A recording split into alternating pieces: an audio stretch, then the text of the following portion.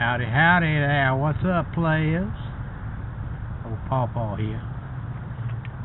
What is it? Can y'all guess what this is? This would be your handy dandy modular ice maker that's found in most American refrigerators. I thought I'd take just 3 minutes to tell you exactly how it works. It's a standalone model that is its own boss. As long as it's got a good water valve and the correct temperature in the freezer, it's going to kick out a shazam bunch of ice. I'm going to show y'all what to check, how to check it, and what goes wrong with these puppies, and any repair you might want to do. First let's talk about the components. This is called the ice mold. Alright, right here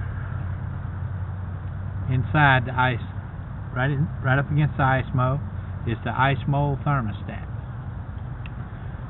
And this is the heater.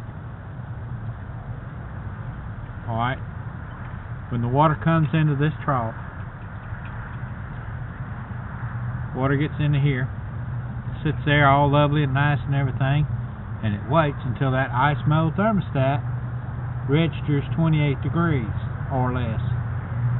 When that happens, it energizes the heater and motor. The motor's in here.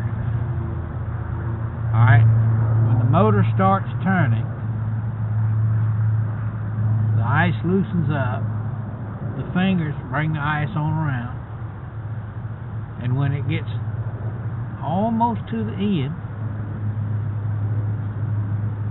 7.5 seconds of water gets discharged into this mold, and then it sits and rests and waits. So to check the heater, check between T, H, and L, line, that's line, with your meter.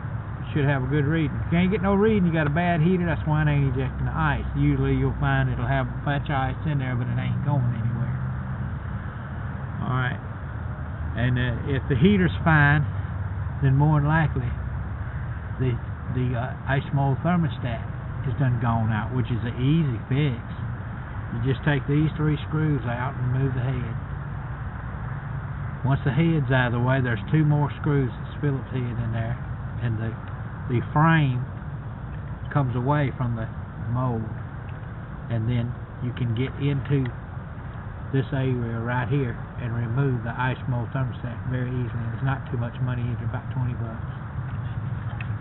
Alright, what else? Alright, now behind this wheel, would y'all like to know what's behind that wheel? Well, look at here. There's copper. See that in the copper? Alright, behind this wheel, as it's turning, it's rubbing against these probes that's inside. These probes are rubbing this, except for the water valve. That's this little one right here. See that little one right there? The water valve rubs against that. It gives it gas, gives it water. And depending on, you can tweak it, but I don't recommend it. Right here, see that E to B screw right there? That's your tweaker. You can only turn it a hair one way or the other to have less or more ice cubes. Some older models had a knob right there. You could turn it, make them bigger, or make them smaller.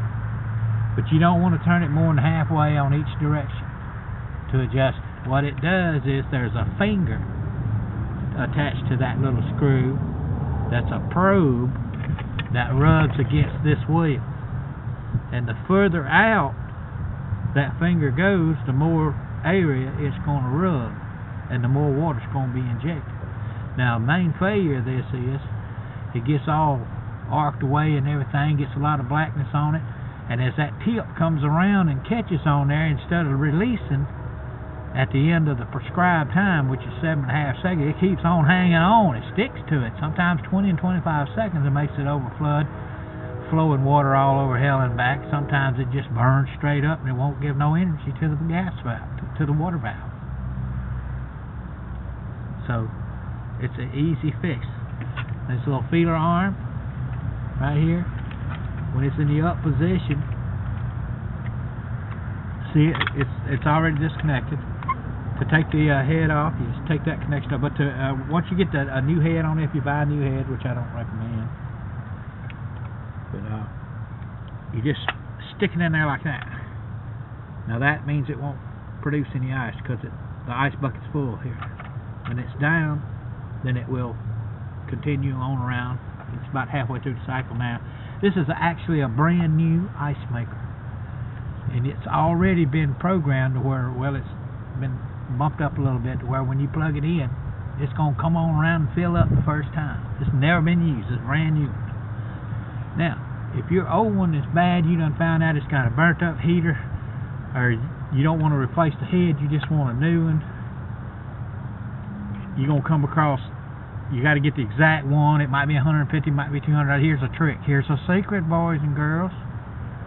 Remove your harness from your old ice maker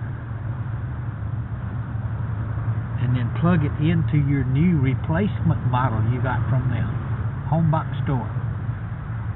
And then, no matter what your brand is, click. You're going to have the correct connection for your ice box. How do you like me now? Also, this right here is the fuse. That little black part that slips right up underneath there like that. Alrighty, that's all the smart pills I got for today. Later, Gator. Love y'all and me.